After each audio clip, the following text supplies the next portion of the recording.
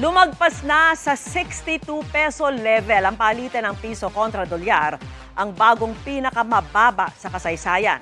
Kaya kahit pamilya ng mga OFW na nakakatanggap ng dolyar at iba pang pera mula abroad, hindi makakaiwas sa epekto nito lalo na po sa presyo ng bilihin. At nakatutok si Bernadette Reyes. Pagbukas pa lang ng trading ngayong araw, sumampa agad sa 62 pesos ang palitan ng piso kontra dolyar. Hanggang nagsara ang palitan sa 62 pesos and 26 centavos, pinakamababa sa kasaysayan. Ayon sa isang ekonomista, nangyari ito kahit nagtaas ng interest rate ang Monetary Board ng Bangko Sentral ng Pilipinas. Sa gitna pa rin yan ng patuloy na kaguluhan sa Middle East. Kahapon, nag-BSP meeting, di ba? Nag-decide, nagtaas na interest rates, 25 basis points. Dapat nga yung interest rate hike nakatulong sa peso yun.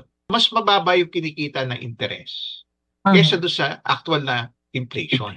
Kaya minsan hindi rin nakatulong sa fundamentally, it makes the peso less attractive. Nangangamba tuloy ang mga negosyong bumibili ng mga imported raw materials para sa kanilang mga produkto, lalo kung magtutuloy-tuloy ang pagsadsad ng piso.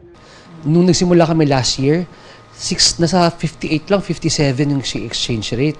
Ngayon, pag bumibili kami yun, 62 na. Hanggat kaya namin ipasan yun, wala kami increase. Pero ito nga, itong lately, sa laki ng tinaas, kailangan namin magtaas ang presyo. Kapasweldo tayo, nagbayad tayo ng upa, may point na talaga hindi nakakayanin So, wala tayong choice kundi magtaas ang presyo. Ngayong lalo pang bumaba ang halaga ng piso kontra dolyar, mas maraming piso ang kailangan para makabili ng mga imported na produkto. Tulad na lamang sa Korean store na ito kung saan halos lahat ng mga produkto nagtaasan na ng presyo. Nagtaas po kami para mabawi po namin yung pagtaas po ng dollar.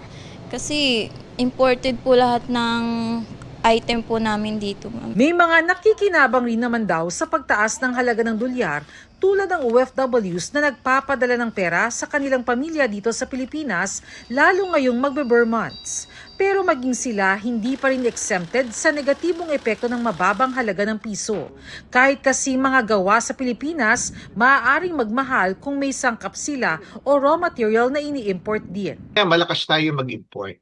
So yung mga presyo ng binibili natin, alam ba yung mga wala sa atin, wheat, no? Bukod doon sa langis, yung mga machineries, no? At marami pang ibang produkto na wala tayo. O kahit yung meron tayo, ini-import pa rin natin. Siyempre, ipapasa yon sa mga mamimili. Ma-offset din yun kasi mahal yung presyo ng mga bilihin. Dahil lahat ng produkto at serbisyo na binibili ng dolyar, tumataas para sa ating mga Pilipino, payo ng eksperto. Tayo masyado umasa sa importation kung tayo naman i-produce yung iba dito sa bansa natin. Bernadette Reyes, nakatutok, 24 oras.